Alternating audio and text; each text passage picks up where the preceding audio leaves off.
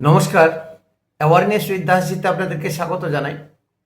শুভেন্দু অধিকারী এত তাড়াহুড়ো করে যে ব্যাটিং শুরু করেছেন এবং সেই তাড়াহুড়োতে বোল্ড আউট হওয়ার মতন উপক্রম। বোল্ড আউট কেন কথাটা বললাম? হয়তো আপনি বলবেন যে 208-9টা সিট নিয়ে বিধানসভা গঠন করেছেন, সরকার চালাচ্ছেন, তাহলে বোল্ড আউট হবে। আমি সেই বোল্ড আউটের কথাটা বলছি না যে উনি সরকার থেকে আউট হয়ে যাবেন বা মুখ্যমন্ত্রী পদ থেকে উনি সরে যাবেন। যে সমস্ত অ্যাকশনগুলো নিয়েছেন সবই ঠিক আছে।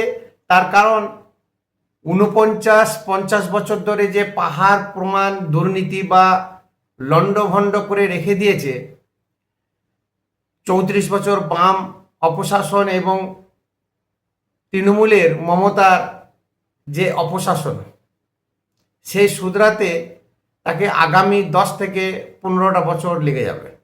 কিন্তু সেই সুযোগ আদৌ উনি পাবেন কি? সেই সুযোগ পশ্চিমবঙ্গের মহিলারা, হিন্দুরা কি ওনাকে দেবেন? মুসলমানরা তো ভোট দেয়নি, দেবেও না। আর যেভাবে উনি রাজত্ব করছেন বা চালাচ্ছেন বাহবা পাওয়ারই যোগ্য, কিন্তু এত তাড়াহুড়ো করে এত সব ডিসিশনগুলো নিচ্ছেন, সবগুলো কিন্তু এখন না নিলেও পারতেন। যেটা হচ্ছে তসলিমা নাসরিনকে নিয়ে। যে তসলিমা নাসরিনকে এখান থেকে 19 বছর আগে বামফ্রন্ট সরকার তৎকালীন বুদ্ধদেব বাবু তাড়িয়েছিলেন কলকাতা থেকে, মৌলবাদী সংগঠন মুসলমানদেরকে তোষণ করতে গিয়ে বা মুসলমানরা যাতে হাতছাড়া না হয়ে যায় সেই উদ্দেশ্য নিয়ে তসলিমা নাসরিনকে কিন্তু কলকাতা ছাড়া করেছিলেন। উনি ভারতবর্ষেই ছিলেন, ভারতবর্ষে ছিলেন, ভালো কথা। ওখান থেকেই উনি অনেক কিছু বলতেন, লিখতেন, ফেসবুকে পোস্ট করতেন। এখন ঘটা করে ওনাকে আবার আমন্ত্রণ জানিয়ে কলকাতায় নিয়ে আসলো।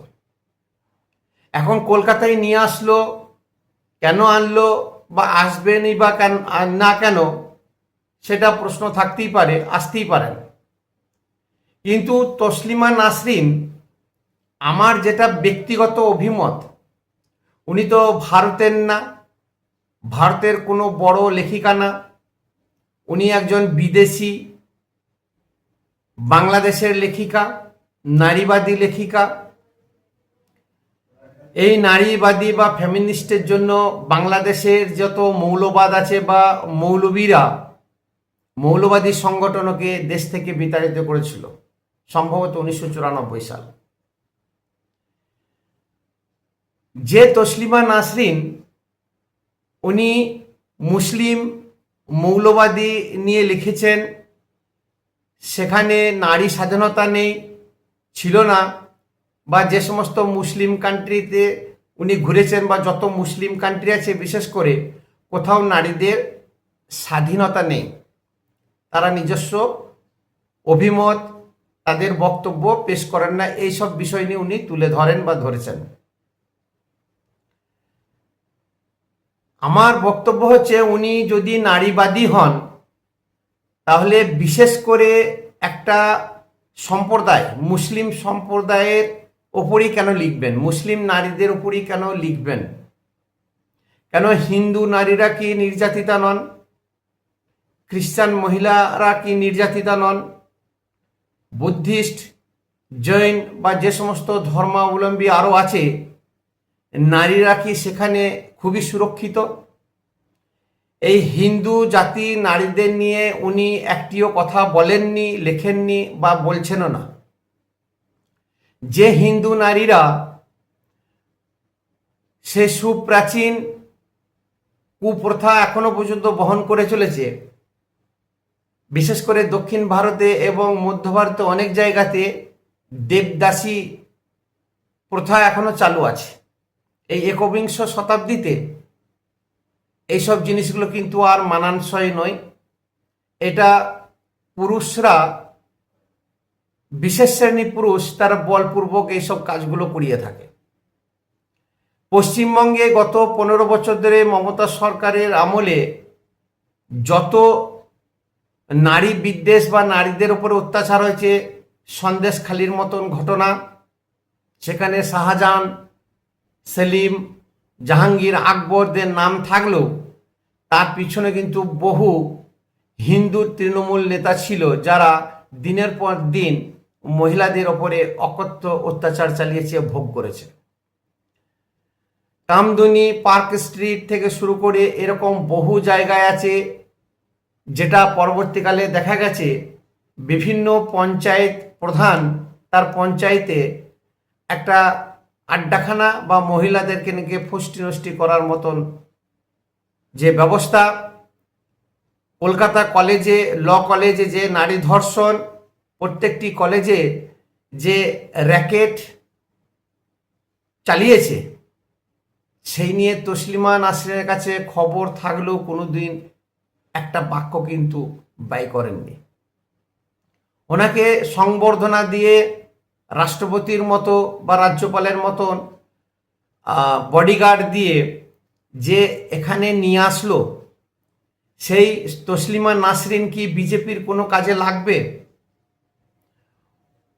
এমনিতেই বিজেপির এখন যা অবস্থা, বিজেপির পশ্চিমবঙ্গের যত হিন্দু মহিলা আছে, এই অন্নপূর্ণা ভাণ্ডার নিয়ে যে ক্ষোভের সৃষ্টি, যে সমস্ত ঝুপড়ি বুলডোজার দিয়ে চালিয়ে ভেঙে দিয়েছে, হতে পারে রেলের জায়গা, হতে পারে অন্যান্য জায়গা, প্রত্যেকটি মহিলা কিন্তু মুসলিম, আমি বাদই দিলাম, তারা কিন্তু ক্ষোভে ফেটে পড়েছে। এই মুহূর্তে যদি ভোট হয়, বিজেপি 50% সিট পাবে কিনা সন্দেহ আছে। তার কারণ আমাদের পশ্চিমবঙ্গে মোর দেন 49% মহিলা ভোটার। যুবসাথী বা যুব সমাজকে যেভাবে ধোকা দিয়ে রেখেছে, দেব করে দেয়নি, যেভাবে দিল্লিতে, ঝাড়খণ্ডে আন্দোলন হচ্ছে ককরোচ জনতা পার্টির, জেন জেড বলুন, যাই বলেন, এই অল্প বয়সী ছেলেমেয়েরা তারাও কিন্তু বেঁকে বসেছে। তারাও কিন্তু এই বিজেপি গভর্নমেন্টের উপরে তাদের ভালো রকমের পুঞ্জীভূত ক্ষোভ জমা পড়েছে। শুভেন্দু অধিকারী যতই উনি মন্ত্রী সভা চালান, ব্যাকগ্রাউন্ডে কিন্তু অমিত শাহের হাত রয়েছে, ব্যাকগ্রাউন্ডে সেন্ট্রাল গভর্নমেন্টের ইশারাতেই সব কিছু কাজ করে যাচ্ছে।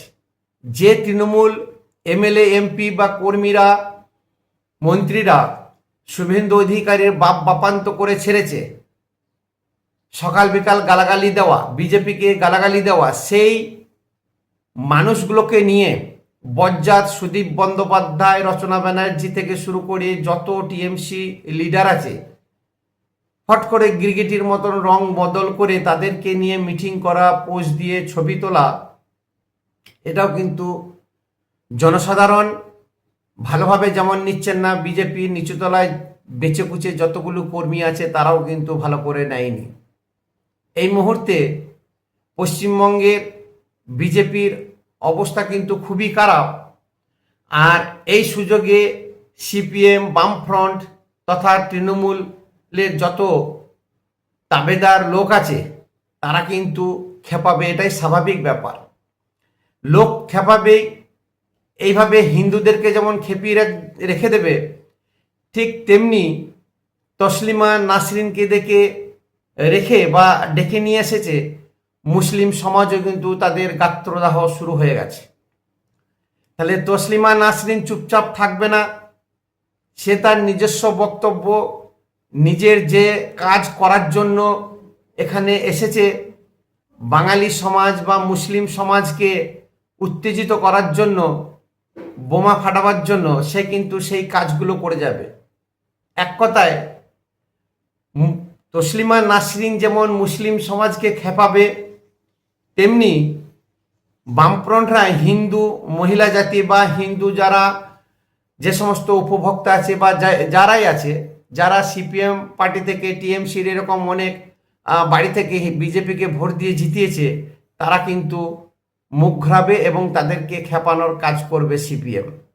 তাহলে এক কথায় মুসলমান এবং হিন্দু উভয় পক্ষই যদি বিজেপির এগেনস্টে যায়, তাহলে কিন্তু শুভেন্দুর পক্ষে সরকার চালানো খুবই কষ্টদায়ক হবে। আগামী দিন আসছে, সবে 3 মাস হলো, 3 মাসের মধ্যে এত উপদ্রব যদি শুরু হয়, এখনো 5টা বছর বাকি আছে। এরই মধ্যে আতঙ্কবাদী, জঙ্গি, নানান ধরনের জামাত গোষ্ঠী ধরা পড়ছে বিভিন্ন জেলা থেকে। বর্ডার সিল করা এটা খুবই উপযুক্ত এবং খুবই ভালো কাজ আমি মনে করি। এই সব মিলিয়ে শুভেন্দু যদি কড়া হাতে দমন করতে না পেরেছে, তাহলে আর দ্বিতীয়বার তো ছেড়েই দিন, বিজেপি ঘুরে দাঁড়াতে পারবে কিনা সন্দেহ আছে। আর শুভেন্দু কট্টর বিজেপি এখনো হয়ে উঠতে পারেনি, তার কারণ তার ভেতরটা তরমুজের মতো। সেকুলারিজম বা মমতার প্রতি যে একটা আনুগত্য, সেই মমতার আনুগত্য ভুলতে পারছে না। মুখে যতই ভাষণ দেখ বিধানসভাতে, আর অভিষেককে যতই বলুক জেলে ঢুকবে, জেলে পাঠাবে, উনি নিজে কিছু করতে পারছেন না যতক্ষণ না অমিত শাহ ও নরেন্দ্র মোদী ইশারা করছেন। তাহলে এটাও একটা প্রত্যেকেই বলা বলি করছে যে কলমে বা ব্যাকগ্রাউন্ডে শুভেন্দু সাপোর্ট আছে, তাই ভাইপো এখনো বাইরে ঘুরে বেড়াচ্ছে। যাই হোক, মানুষের বিচার করবে, সময় কথা বলবে। আমরা সেই দিন দেখার জন্য অপেক্ষা রইলাম। তসলিমা নাসরিন কতখানি বিজেপির উপকারে লাগে, বা তসলিমা নাসরিনই বিজেপিকে বাঁশ না দিয়ে দিলে হয়। তসলিমা নাসরিন এরই মধ্যে জয় গোস্বামী বা অন্যান্য লিবারেল গোষ্ঠীর যত কবি আছে তাদের সঙ্গে ওঠা বসা, ডাকা, কথা বলা। এই তসলিমা নাসরিনই আবার লিবারেল না হয়ে গেলে হয়, বিজেপির এগেনস্টে চলে গেলে কিন্তু বিজেপি ভুলটা বুঝতে পারবে। নমস্কার, ভিডিও ভালো লাগলে একটা লাইক করবেন, শেয়ার করবেন, সাবস্ক্রাইব অবশ্যই করবেন। ধন্যবাদ।